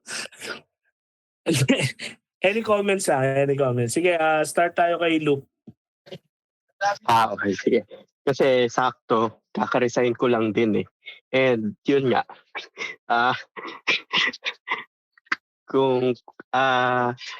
well, sabi nga ni Brian kanina, high hopes talaga sa new Pope. No?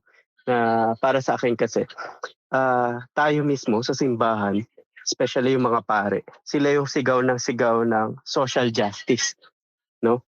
Pero minsan tayo pa mismo hindi natin na-apply sa sarili natin bakod, especially sa mga employers natin, no? And since ang pontificate ngayon nakasunod kay Pope Leo, which is advocate talaga niya is yung rights and protection ng, let's say, workers, ng marginalized sector, sana mas ma-supervise yung mga religious ngayon. No? lalo naging general superior din itong bago nating Santo Papa. So, alam natin na magaling siya pagdating sa administrative. Yun lang naman. Hindi ko na ikukwento yung reason bakit ako nag-resign sa former employer ko na pinapatakbo ng mga religious. Sana nga ma-dissolve. Tama si Russell. May comment kasi siya dito, ma-dissolve daw yung congregation. Grabe baka may nakikinig. Grabe talaga yung mga religious, no? Oo. Kaya nga buti Anyway, ang prefect nun ay prefecta na, di ba? Si sister. Wala na rin naman akong connection sa kanila. So wala na akong pinangahawakan. Kinalimutan mo na sila? Oo, sad to say, no? Parang the forefront ang lakas natin ang galing natin magsabi niya na karapatan, sahod itaas. Kasi I've been working with them for almost a decade. Not almost naman kasi 8 years, pero malapit na rin, di ba? So dapat almost na yun, pre. Pag sinabi mong 5, Hindi pa almost yung 5. Pero pag 8 pre, almost na yung pre. Kumbaga na andun na ako pero hindi umabot eh. Pero nandun na ako. Yeah. Pero yeah, it's valid. It's a valid concern actually kasi the problem here, I mean, hindi ko alam sa Spain o sa Roma, pero dito talaga naging karirismo talaga ang priesthood sa ibang mga pare. And when we say karirism, talagang naging boss sila ng mga sarili nilang opisina. Like kompleto, may taga-plancha, may taga-laba, may taga-drive, may taga-luto, may prinsipe, Panginoon ng mga hari dito. Diba? Panginoon ng mga hari dito. Hari ang mga pari dito rather. So mas royal kaysa sa priestly ang mission dito eh. Sorry na. Pero yeah. Kayo, other comments. Sige, Bri, ikaw. Sa mga topics natin. Ano bang parang wala akong parang na-overwhelm ako dun sa sa personal experience ni Luke. Okay lang yung Bri, di ka naman boss pa.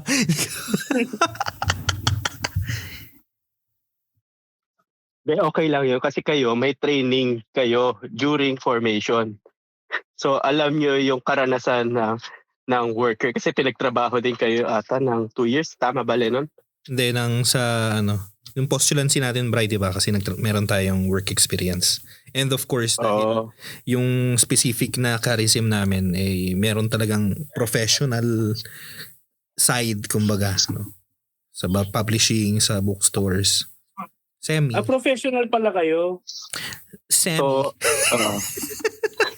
kahit pa paano, alam nila yung pakiramdam maging empleyado.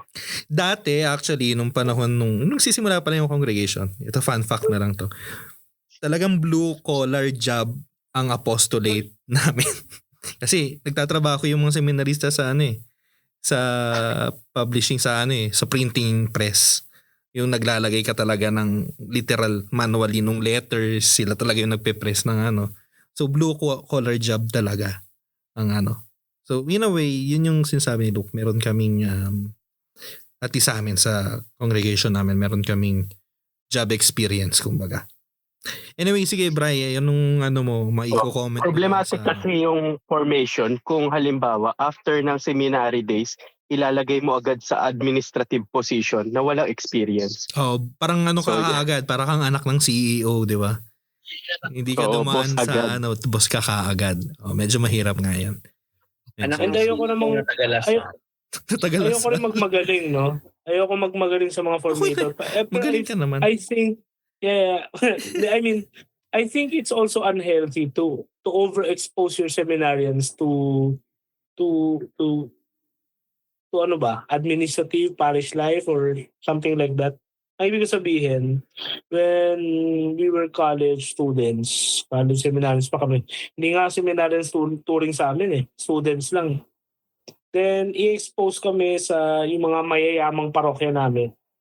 So, in a way, ako personally, I'll speak for myself na.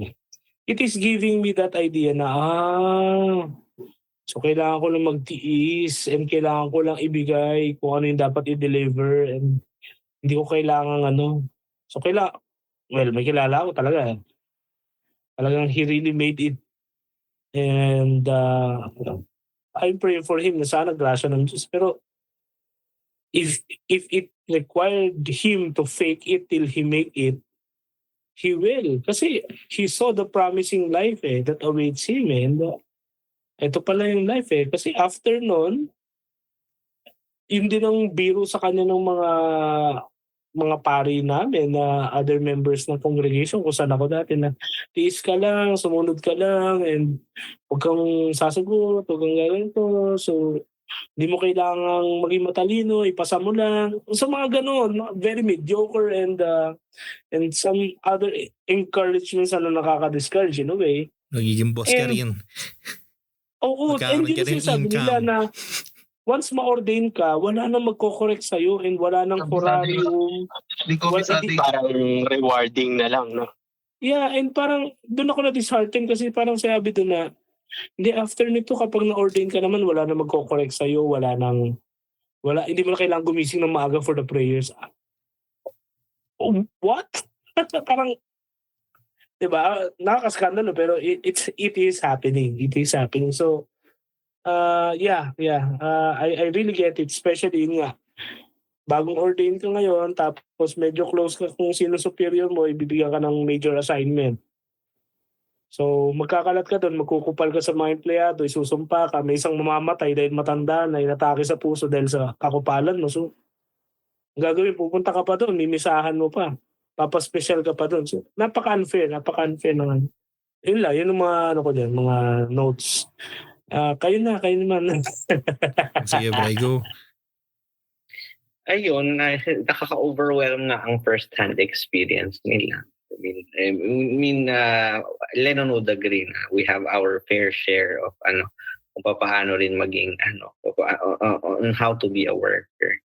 Ngayon, yung parang ang isa dahil nga sa mga nabanggit ninyo, another hope that was incited in me is yung na sana tawag dito na yun nga, yung kanina, yung sabi ko natatranslate yung yung ating kung ano yung pinaniniwalaan natin na na pagkapag tayo na yung kung mapunta man tayo sa administrative aspect that it is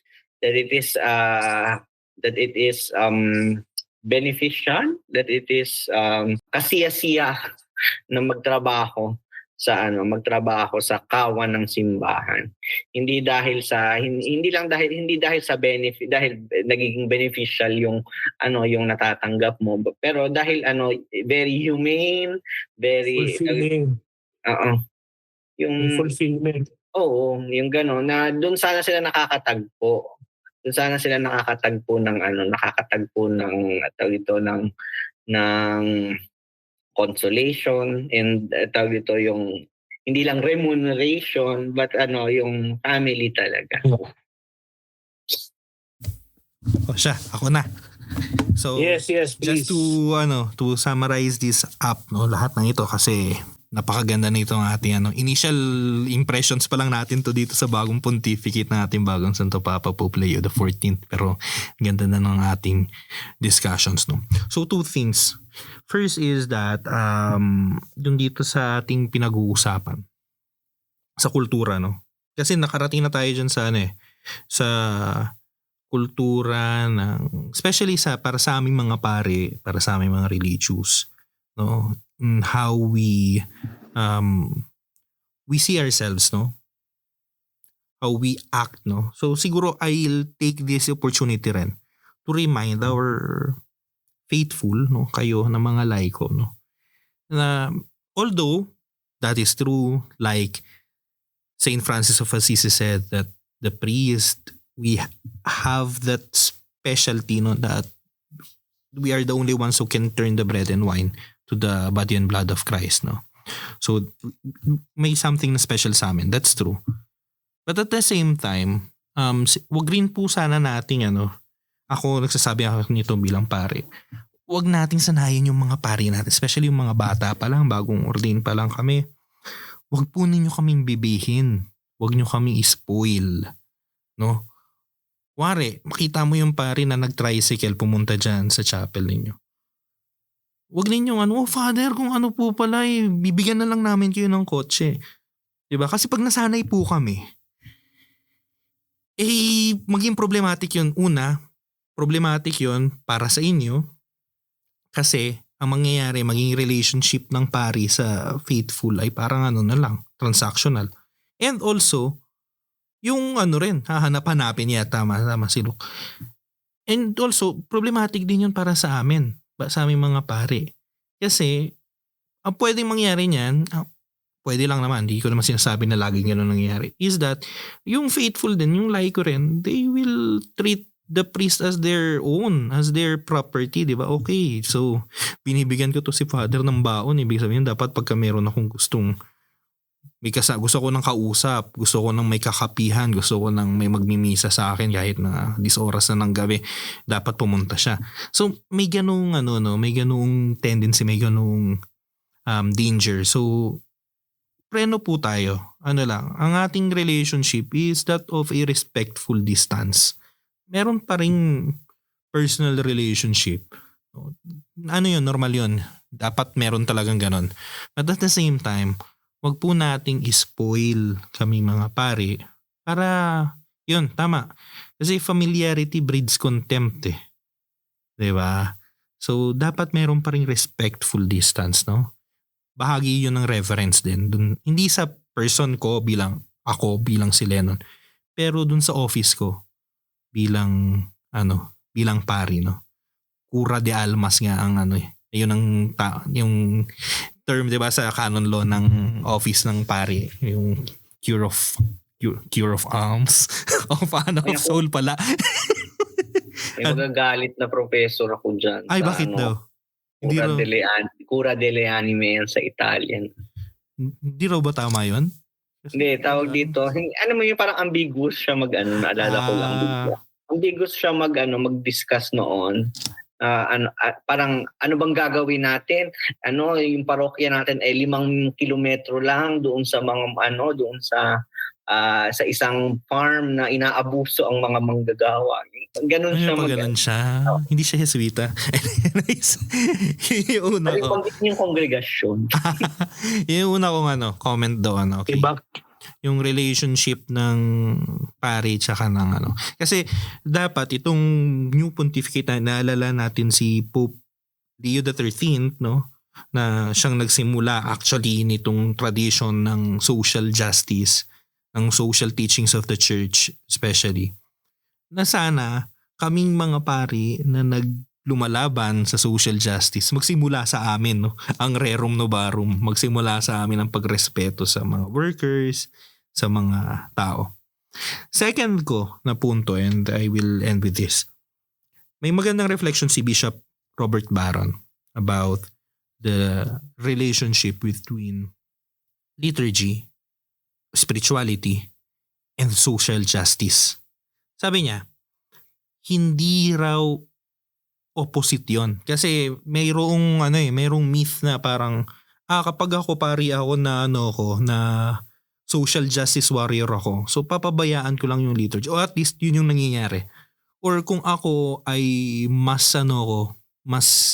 sa liturgy ako, no, maingat ako sa liturgy, so automatic sinasabi mo wala kang sa pastorality, wala kang sa social justice. Actually, naalala ko yun kasi meron yung professor namin sa pastoral theology. Isa yan sa mga kino-question ko. Meron siyang dichotomy between pastoralists and sacramentalists. Para sa akin, hindi eh. Hindi mo dapat paghiwalayin yun eh. Yun din na ni Bishop Barron. Hindi mo pwedeng paghiwalayin yun. Kasi again, going back dun sa sinabi natin kanina na Lex Orandi, Lex Credendi, Lex Vivendi. Magsisimula dun sa liturgy mo. Yung paglaban mo sa nakikita mong evils ng society. No? Sasambahin mo yung Diyos ng maayos. Tapos dun makukuha yung lakas para lumaban dun sa mamamatay tao na nagmumura sa Diyos. Dun sa mamamatay tao na tumatawa-tawa lang tayo kasi minura niya si Pope. So, dun mo kukunin yun, yung lakas para labanan yung na yun, yung matandang hukluban na yun. Hindi po pwedeng i-isolate, no? Hindi pwedeng nasa loob ka lang ng simbahan, hindi rin pwedeng nasa labas ka lang. It goes hand in hand. Ang tunay na pastorality, ang tunay na pastor ay obeja din. I mean, ano bang Tagalog ng obeja? Tupa rin. At ang tupa, ako, pare, pastol. Pero tupa rin ako. At yung pastol ko ay yung good shepherd. So manggagaling sa good shepherd yung lakas ko para magpastol ako. Gets nyo yung na yan? Yun yung doon ka magiging tunay nakaamoy ng tupa. Kapag kaamoy ka rin ng good shepherd and maging kaamoy ka lang ng good shepherd kapag maayos yung celebration ng liturgy. Kaya gano'n na lang din kami ka-obsessed, kung mapapansin niyo kaming apat. Gano'n na rin kami ka-obsessed sa liturgy, sa symbols, no? Mga sinasabi ng mga tao na externals, no? Borloloy, no? Yung mga borloloy na yan, Malaking epekto Nagmumurang niyan. ginto. Nagmumurang ginto. Yung mga malaking epekto niyan kung paano namin pinaglalaban yung yung social justice, no? So hindi mo pwedeng paghiwalayin yung dalawang yan. Okay? Kasi kapag kayong sa isa ka lang, bulag ka. Pag doon ka lang sa kabila, pilay ka. So kailangan mo yang ipagsama. Anyways, kung narito pa rin po kayo, napakaganda nitong ating discussion, nito ng ating discussion Oo first nga. first Grabe, reactions grabe, no? sa Oo. Initial pa lang yan. So, Oo. gano'n naman transparent naman tayo dyan Ito naman din yung isa sa, ito talaga yung actually na nagiging tamang usapan nung mga college students pa kami ni Lennon. Tapos yun nga, with our other friends, we just voice out And from there, we learn from each other at the same time. Mapapansin nyo some of what I say, or at least I'm not speaking for the other three. So, mapapansin nyo for the next episode, I rectify them kasi minsan I have to correct myself kung medyo may mali or distorted yung pagkaintindi ko. So it's also a learning process, and yun nga yun yung isa sa magandang promising na sinasabi ng ating bagong pope hina-highlight niya lagi na we are journeying together.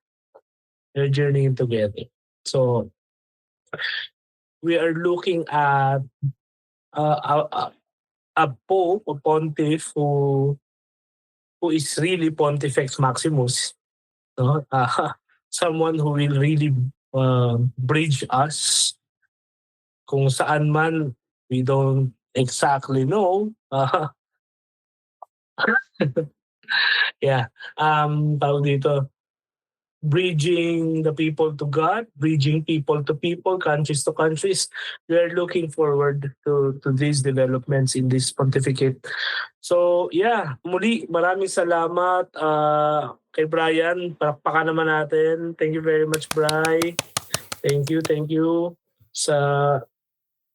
sa pagpapaunlak. Kagigising lang ni Brian actually. Pagod at masakit ang katawan sa pakikipagbalyahan sa mga Romano ba binalya mo doon, pare? O mga mga Peregrinos, mga pilgrim. Mga Italiano. Mga French. Hindi, joke lang. Mga French. And of course, thank you din kay Doc Luke. Si Doc Luke naman ay may klase sa doctorate niya. And still joined us. Nag-quiz pa siya kay Ma'am Filomena. So, by the way, si Luke ay nag-aaral sa isang Augustinian ay talaga ba? University po. Yeah. So, nakikita rin natin yung future ni Luke na very Augustinian din siya. And si Father Lennon who shares spiritual affiliation kay Augustine kasi religious name ngayon. Dahil patron ko si Agustin ng Hipo. Grant me chastity but maybe next time. Maybe next time, not now. Ayun, kung nandito pa rin kayo at alam naman ninyo, feel free to comment, feel free to share your thoughts, email us, comment dito sa Spotify or dun sa aming website. Muli, tayo ay magsasama-sama pa, mas marami pa tayong topics. We're looking forward. Bri, welcome ka lagi dito sa ating episodes. Please feel free to join us. So, muli po, ito po si Russell. Ito naman po si Lennon. At ako naman po si Luke. Ako po si Brian. At ito ang inyong Tamang Usapan. Usapang may tama. Bye-bye. Bye-bye.